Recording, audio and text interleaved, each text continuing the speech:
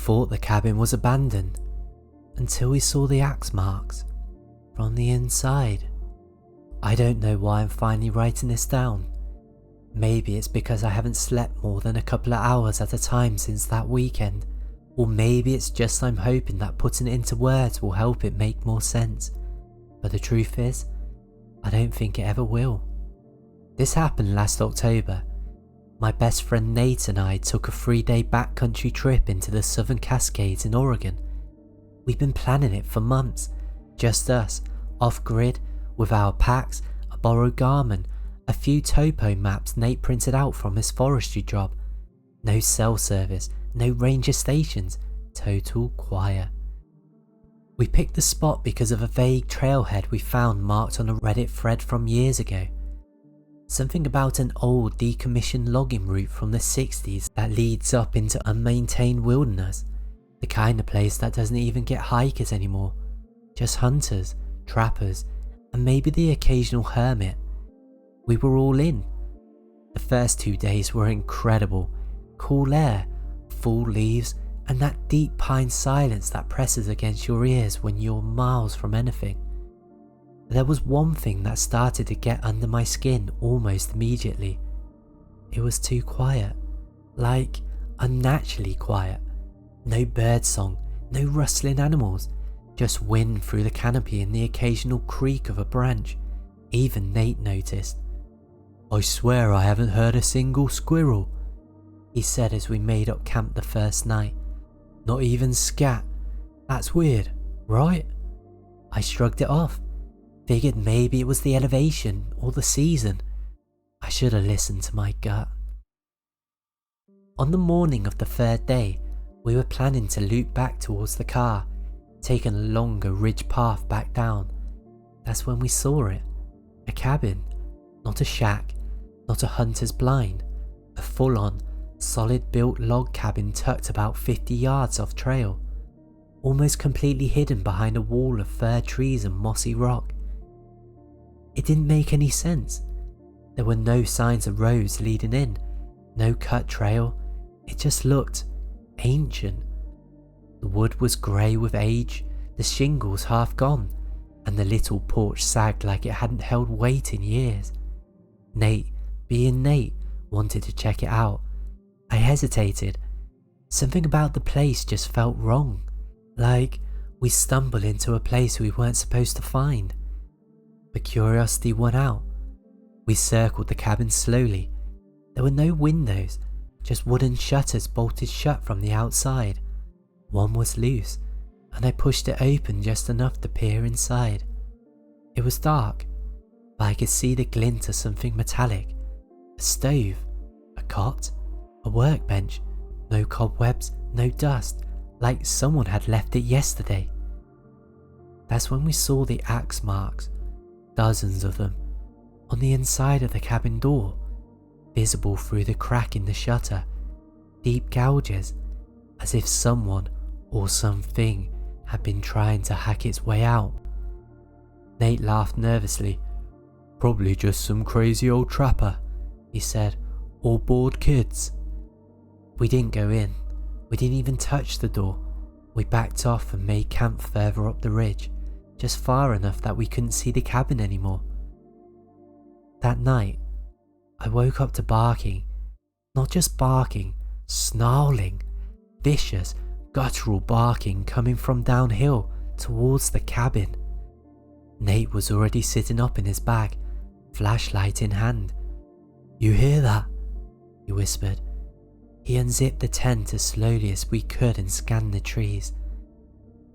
The barking continued for another 10 seconds, and then stopped, cut off like someone flipped a switch. Silence. We didn't sleep the rest of that night. The next morning, we debated leaving immediately, but curiosity got the better of us again. We decided to hike back down near the cabin, but give it a wide berth and look for signs of whoever might be living there. But that's when we saw it. A platform, 20 feet up, nestled in the branches of an old fir. Crude but sturdy. A makeshift shelter made of lashed together logs, tarp and wire. and hanging from one branch, our food bag. Ripped open, shredded. We climbed up, and what we found inside made my blood run cold.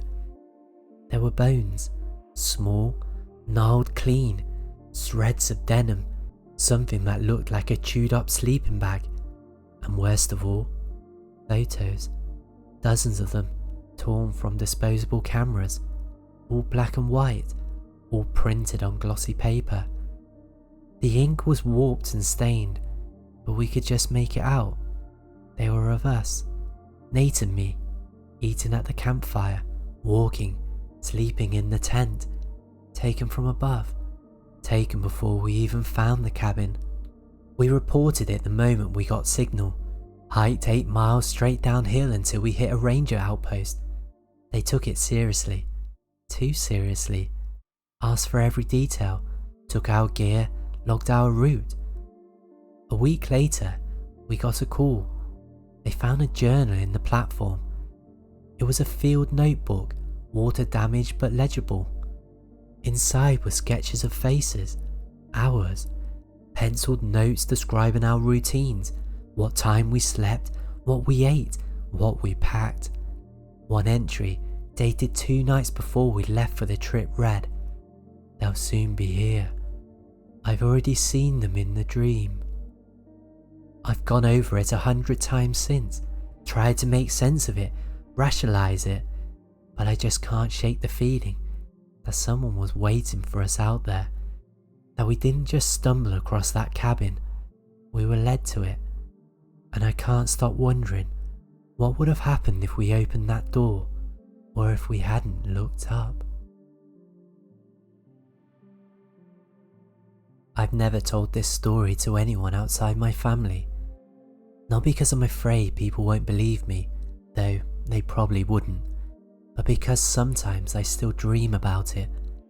Not the night it happened exactly, but the moment after, when I realised it hadn't ended. This happened in November of 2014, on a narrow strip of the Olympic Peninsula coastline. I was 23 and I had just broken up with my girlfriend of 4 years. She was the one who suggested the trip, then ghosted me 2 days before we were supposed to leave. I'd already booked everything, already taken time off work, so, in a fit of self-pity, or stubbornness or whatever, I just decided to go. It was a solo retreat, I told myself, a long weekend to clear my head and reset. I booked this tiny off-grid cabin about 6 miles inland from a town called Forks. You probably know it from the vampire books, but outside of that, it's just endless fir trees, deep ravines, and mist that rolls in from the Pacific like a slow-moving tidal wave. The drive in was beautiful, even with the rain. The trees arched over the road like some kind of tunnel, thick and green even in late fall. By the time I pulled off onto the gravel road that led to the cabin, I hadn't seen another car for 20 minutes. I arrived just before dusk. The place was even more remote than the photos had shown. No neighbours, no power lines, no sounds except wind and water dripping off the trees. The cabin was small but clean, just a bed, a wood stove, and a little kitchenette stocked with canned food and bottled water. No cell service, no internet, no distractions. That first night passed without incident. I made a fire, ate soup from a can, and fell asleep reading a book. It wasn't until the next morning that things started to feel off. The rain had stopped and the fog was thicker than ever. I went for a hike along an old logging road that wound up into the hills. There were no signs or markers, but the trail was wide and obvious. I kept to the centre, letting the damp silence settle into my bones. I think I walked for 2 hours before I noticed the footprints. They were fresh, maybe an hour old at most. No boot prints, bare feet, human, and not just one set, 2. They went off into the trees, straight into the undergrowth where there was no trail at all. I don't know what possessed me to follow them. Maybe I was just curious. Maybe I was just bored and looking for something to break the monotony. But I stepped off the road and followed. The forest swallowed me almost immediately. Trees here were older, and the moss hung in sheets from the branches. I followed the prints until they disappeared near a narrow stream, then doubled back. I was almost back to the logging road when I heard the sound, a low humming, like distant power lines, but deeper, thicker. I turned in a slow circle, trying to find the source. The fog muffled everything, but the hum seemed to come from all directions. It grew louder, then just stopped, and that's when I saw the lights. At first, I thought it was a vehicle, two pale beams drifting through the trees, slowly, like headlights cutting through the mist. But there was no roads, no engine sound, just the lights, moving in perfect unison, maybe 100 feet apart, weaving slowly between the trees. I dropped to one knee behind a stump and held my breath. The lights passed within 30 feet of me. No glare, no shadows, just this strange pale glow that made the fog shimmer. They didn't bob or flicker like headlights, they floated. And behind them, nothing. No bodies, no sound, no footprints. I didn't move until they disappeared down into the ravine. I made it back to the cabin just as the sun was going down. My heart wouldn't stop racing. I kept telling myself I'd hallucinated it, or some kind of illusion caused by fog and sunlight and fear. I stayed up that night with the lantern on, staring out of the tiny cabin window. Every time the wind blew, I thought I saw someone. Around 1:30 a.m, the humming returned. This time, it came from directly outside the cabin. I jumped up and killed the lantern and crept towards the window. There they were, the lights, moving slowly past the front of the cabin, like they were scanning the woods. I crawled onto the floor, not daring to make a sound. The lights stopped, then one of them turned, not in a smooth arc, but instantly, like someone flipping a switch. It faced the window, casting pale light across the room, and then it moved towards the cabin. I bolted up and ran to the back room, heart slamming. The hum got louder. I swear I could feel it vibrating through the floorboards. Then it stopped. I stayed in that back room for the rest of the night, crouched in the corner like a terrified child. By morning, they were gone. No footprints, no marks, just fog. I packed up and drove out without even making coffee. I didn't look back. When I reached Forks, I stopped at the diner for breakfast. I must have looked like hell because the waitress kept asking if I was okay. I told her I had quite a rough night. She asked where I stayed, and when I told her, she raised an eyebrow. "Old logging land," she said. "That's why it's so cheap. Locals don't go there." When I asked why, she shrugged.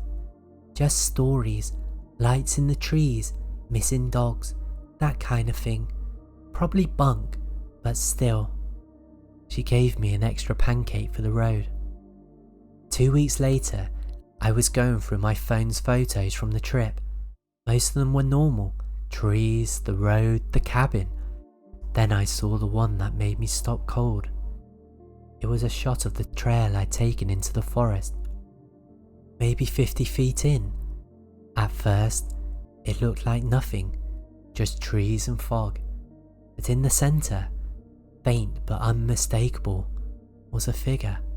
Tall, thin, pale, no face, no features, just shape. And standing directly behind it, one of the lights, faintly visible, as if it was etched into the mist. And the worst part, and the timestamp on the photo said 7:14 p.m. I never took any pictures after 6 p.m. that night. She stepped into the headlights with blood on her face. but the part that froze me was her smile. It looked grateful. I used to drive late at night for peace, not anymore. It was around 2:30 in the morning when I left my friend's place in Bend, heading back to my rental cabin near Tumalo. I'd driven that road dozens of times, but something about that night was off. The road was unusually dark, my headlights cutting through blackness so dense it felt unnatural. Not cloudy, not foggy, just black, like the world stopped 20 feet ahead. The first few miles were uneventful. Trees on either side, no houses, no traffic, just winding asphalt and the occasional deer sign. I kept the radio off. I liked the quiet back then. Around mile marker 17, I noticed something weird.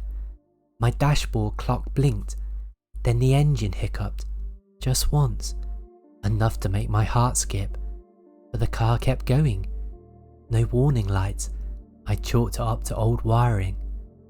About 5 minutes later, I saw her.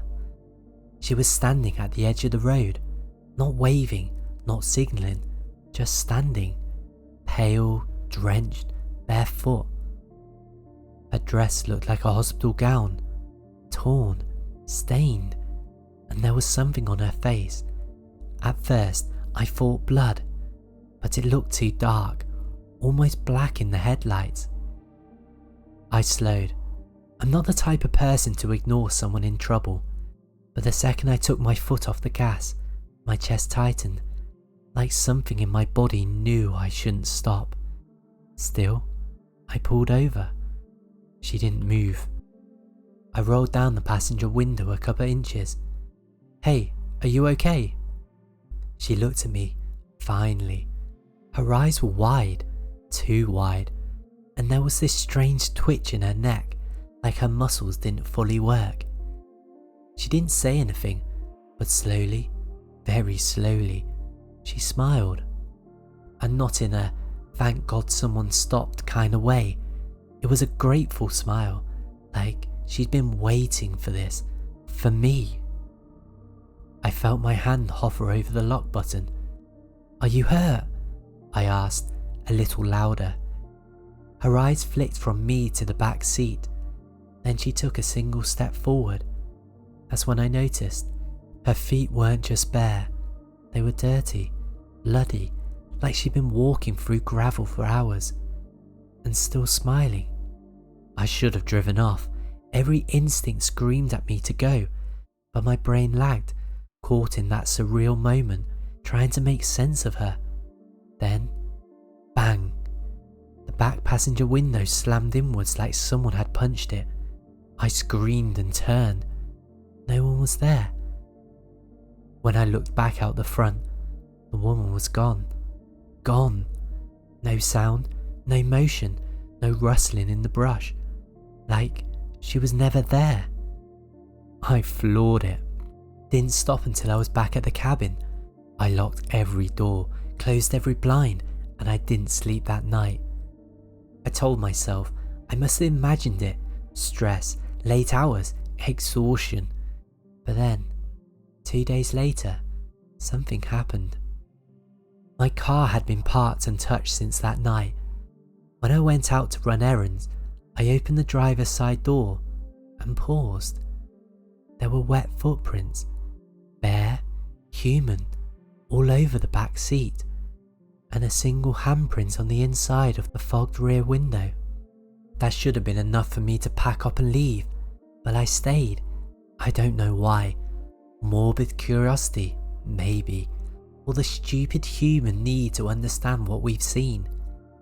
That night, I couldn't sleep. Around 2 a.m, I decided to check the dash cam footage. I'd had one running that night it happened, just out of habit.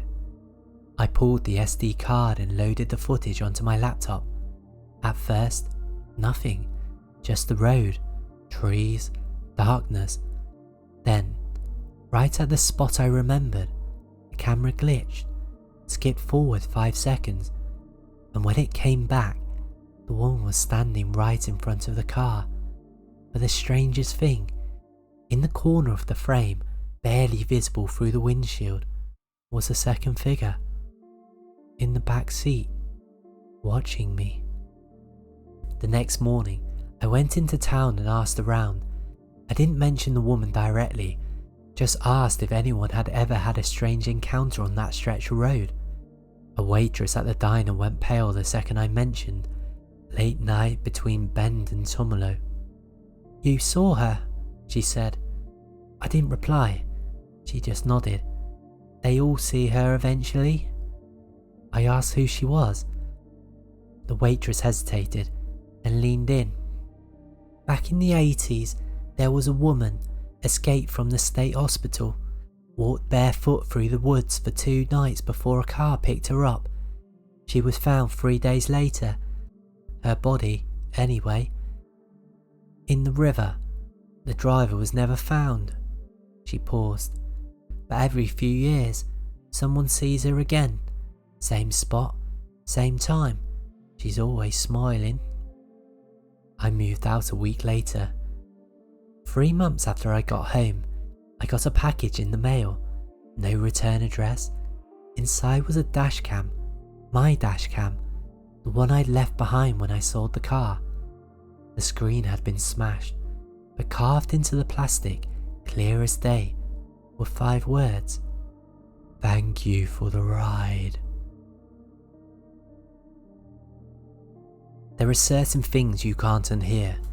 I don't mean screams in a horror movie or somebody yelling in pain. I mean a specific kind of scream. One that doesn't rise and fall. One that doesn't pulse for breath. One that sounds like a person's soul is trying to crawl out of their throat. That's what I heard on the north side of Mount Rainier. Back in 2019, I signed up as a volunteer for SAR after a family friend went missing up near Paradise. We never found her, but I figured if I could help bring just one person home, maybe that would mean something. I've hiked Rainier 100 times before, alone, with groups, even shoe snowing once. But I never felt scared of it. It's vast, yes, but beautiful, peaceful, a place you can get lost in, but not in a threatening way.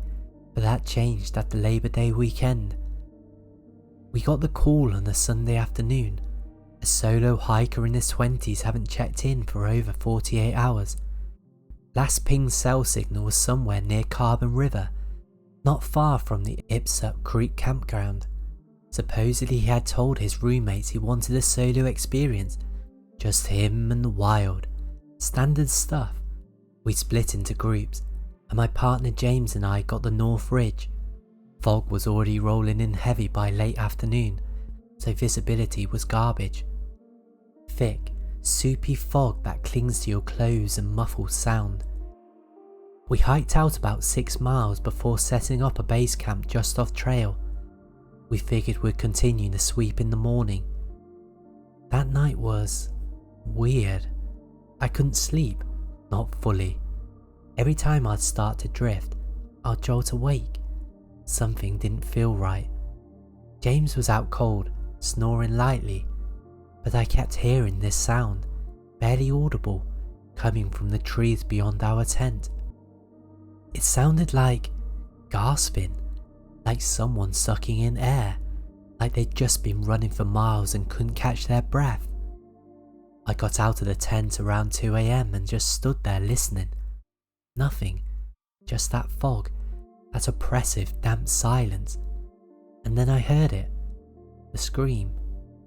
It wasn't nearby, maybe half a mile out, but it cut through everything, through the fog, through the trees, through my bones.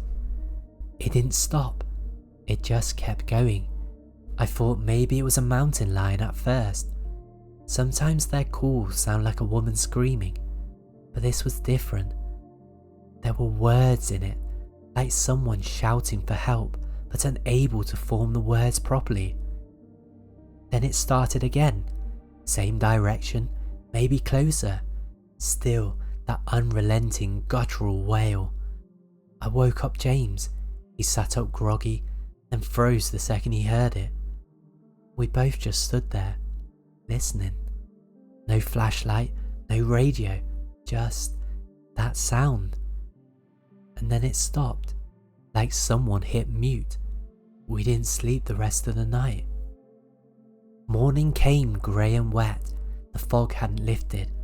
James wanted to wait and regroup with the others. I told him I was going ahead. He gave me this look like I'd lost my mind, but I convinced him to stay at base and monitor radio in case I needed a quick extraction. I left just before 7 AM and followed the sound, or rather, the direction I thought it came from. The trees were thick, old growth giants with moss-covered trunks that felt older than memory. Everything was too still. About an hour in, I found something strange. Boot prints, deep, scattered, like someone had been running in panic. They weren't fresh, but they weren't more than a day or two old either, and they led downhill, off trail, towards a ravine where people usually don't go. I followed. The prints started to get erratic, circling, doubling back. Then they stopped, just stopped in a mossy clearing near a massive cedar tree. But there was something else there too, a sleeping bag, torn to shreds, and beside it, a notebook. I picked it up. The cover was damp and warped, the pages were barely legible, but I could make out frantic half-finished sentences. Can't sleep, it watches, fog too loud, can't think, it mimics the voice, not him, it's not him, whispers through the rock, if I scream, maybe it would leave.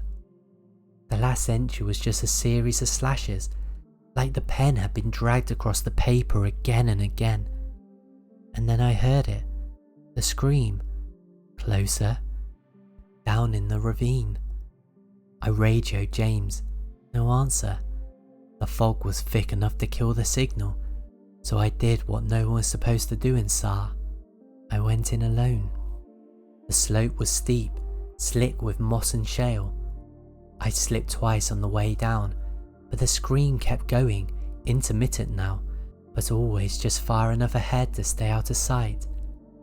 I finally reached the bottom after 30 minutes of descent and found myself in a gulch, and that's where I saw him, or I thought it was him, a figure, slumped against a boulder. I shouted, no response. I crept towards, slowly, cautiously. As I got closer, I saw the body was turned away from me, shoulders trembling like he was crying or convulsing.